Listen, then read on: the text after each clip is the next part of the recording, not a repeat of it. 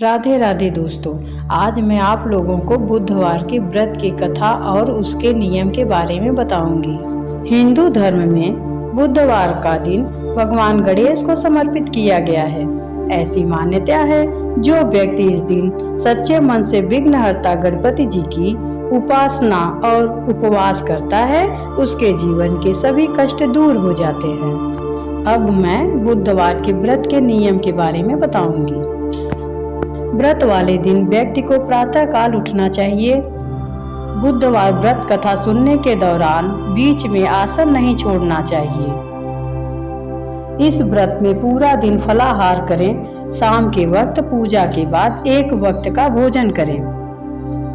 बुधवार व्रत में मूंग दाल का हलवा, दही या फिर हरी वस्तु से बने भोजन का ही सेवन करना चाहिए। इस दिन हरे रंग के वस्त्र, फूल और सब्जियों को जरूरतमंद में दान दे देना चाहिए। दोस्तों, अब मैं आपको बुधवार व्रत कथा को सुनाऊंगी, तो आप सभी इस कथा को बड़ी प्रसन्न मन से श्रवण कीजिएगा।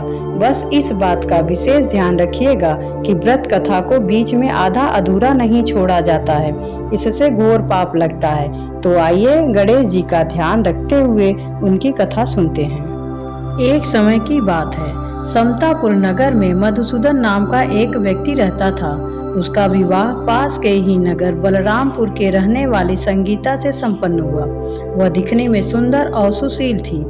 एक दिन मधुसूदन अपनी पत्नी को लाने के लिए ससुराल पहुंचा। वह उसी दिन अपनी पत्नी को विदा कराने की जिद पर अड़ा रहा, लेकिन उस दिन बुधवार था। पत्नी के घर वाले समझाने लगे कि बुधवार के दिन यात्रा करना अशुभ होता है, पर वह नहीं माना। संगीता के घर वालों को उसे बुधवार के दिन ही विदा करना पड़ा। इस तरह वे दोनों बैलगाड़ी में बैठकर जाने लगे।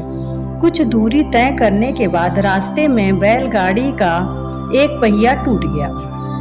फिर दोनों बैलगाड़ी से उतरकर पैदल यात्रा करने लगे। इसी बीच संगीता को प्यास लगी। तभी मधुसूदन पानी लेने गया। जब वह पानी लेकर लौटा तो हैरान रह गया। उसने देखा कि उसकी पत्नी के साथ उसका कोई हमशक्ल बैठा है। पास जाकर उसने हमशक्ल से पूछा कि कौन हो। इस पर उस आदमी ने कहा कि उसका नाम मधुसूदन है, वह संगीता का पति है। इस पर मधुसूदन भड़क गया और बोला कि ये झूठ है, असली मधुसूदन तो मैं हूँ। मैं संगीता के लिए पानी लेने गया था। इस पर हमशक्ल ने कहा कि वह तो पानी लाकर संगीता को पिला भी दिया। अब इनमें संगीता के असली पति होने को लेकर झगड़ा होने लगा। तभी उस नगर के राजा का एक सिपाही वहां पहुंचा। उन्होंने संगीता से पूछा कि उसके असली पति के बारे में सवाल किया। तब वह खुद दुविधा में थी। इस पर संगीता ने कोई जवाब नहीं दिया। फिर सिपाहियों ने उनको राजा के दरबार में पेश किया। पूरी कहानी सुनने के बाद दोनों को राजा ने जेल में डालने का आदेश दिया। घबराया हुआ मधुसूदन इसके बाद बुधदेव को याद करके उनसे क्षमा मांगने लगा। इसके बाद वहां आकाशवाणी हुई कि मधुसूदन, तुमने संगीता के घर वालों की बात नहीं मानी और बुधवार को यात्रा किया। तुम्हारे इस अड़ियल बर्ताव से भगवान बुद्धदेव काफी नाराज हैं। उन्होंने ही ऐसा दुविधा पैदा की है। तब मधुसूदन ने नम्र आवाज में कहा कि हे महाराज, उससे बहुत बड़ी गलती हो गई है। वह आज के बाद से कभी भी बुधवार को यात्रा नहीं करेगा और हमेशा बुधवार के दिन व्रत भी रखेगा। क्षमा मांगने के बाद बुद्धदेव का क्रोध शांत हो गया। भगवान ने फिर मधुसूदन को क्षमा कर दिया। राजा के दरबार में मौजूद उनका हमशक्ल भी गायब हो गया। बुद्धदेव की कृपा से राजा ने फिर मधुसूदन को संगीता को विदा कर दिया।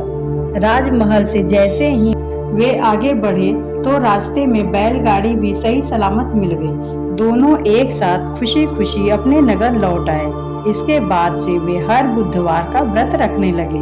उनका जीवन सरल और सुखमय हो गया। उनके कामकाज में भी उन्नति हुई। तो प्रिय भक्तजनों, यह थी गणेश जी की बुधवार की व्रत कथा। जो वीडियो मैंने बनाया है, अगर आपको पसंद आता है तो प्लीज़ मेरे वीडियो को लाइक करें, सब्सक्राइब करें। धन्यवाद। राधे राधे।